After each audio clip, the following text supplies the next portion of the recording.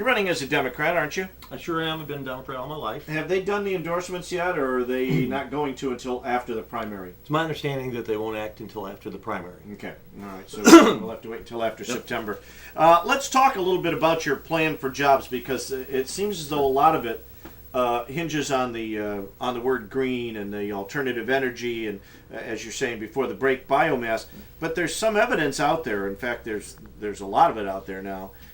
That green jobs, especially when the government gets involved, are costing us an awful lot of money. That government subsidies that help create the jobs, we're spending like $500,000 to $1 million to create a job. And in Spain, they found out that rather than create jobs, for every green job they created, they lost 2 in any other field.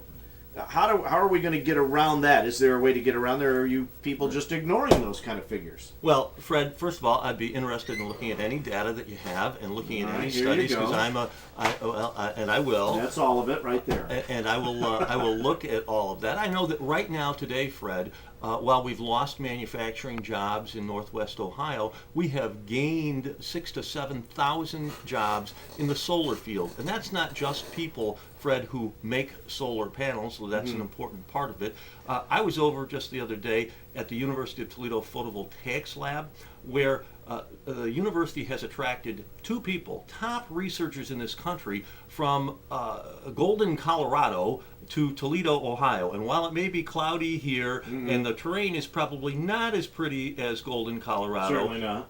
What they have here is an opportunity to work on creative, cutting-edge things in the solar industry. I'm very convinced that we have these great opportunities. And while I look at any of those studies, I do have a plan that talks in part about green jobs. And I think let me interrupt you there. But there's more. It's more than that. One of the things that they're finding out about, especially about the photovoltaic cells and the solar panels, is that these jobs, and especially in other countries, and it'll happen here too, in order to remain competitive, in order to be able to make your profit when you're creating these things, you've got to use automation, just as the manufacturers of cars have found out. They're going to more robots. Right. So the jobs that are going to be created are not going to be in the manufacturer of these cells and of these panels necessarily, but in the installation and then the upkeep, just as it would be in, a furnace and heating and air conditioning units and things like that.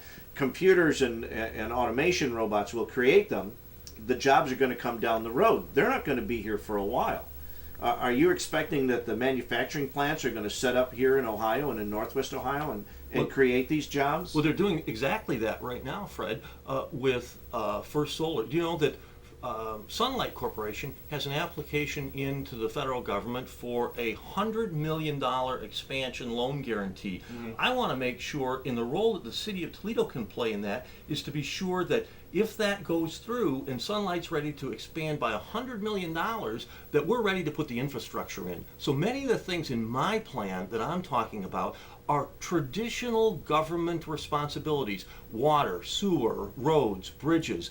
And I was a county commissioner in the late 1980s, right, I remember. And I'm proud to say that we brought to Toledo the first real intermodal facility, and that's Burlington, now Bax Global. Bax Global, yeah. And the way we did that, Fred, was that the county commissioners put in water, sewer, some capital improvements, and we did some creative financing with the Port Authority. So it's not that government can just create these things, but government has a vitally important role to play, often very traditional, that we have not been playing. In part, we haven't been playing it because we don't have our priorities in order. Now, when you mention Sunlight, because everybody talks about Sunlight and some of the others, I know they're creating jobs here. How many jobs have they created in their plants in Asia?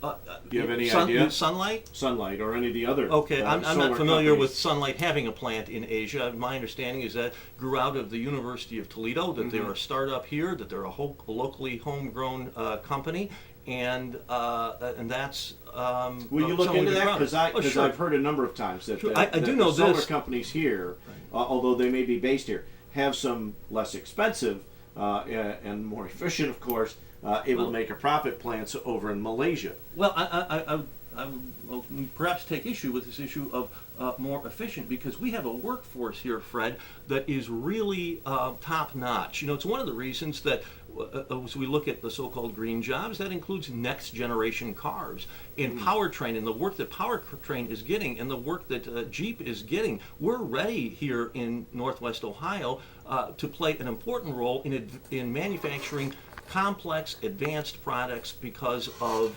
in part, our workforce. So we've said for a long time on this show and in the afternoon too that we do have we have all the advantages. Right. We've got the expressway, we've got the turnpike, we've got the lakes, we've got the seaway, we've got the airport, we've got the workforce. It's all the potential that has been sitting here and waiting to explode for the last few years. We'll talk with Keith for a couple more minutes after the break.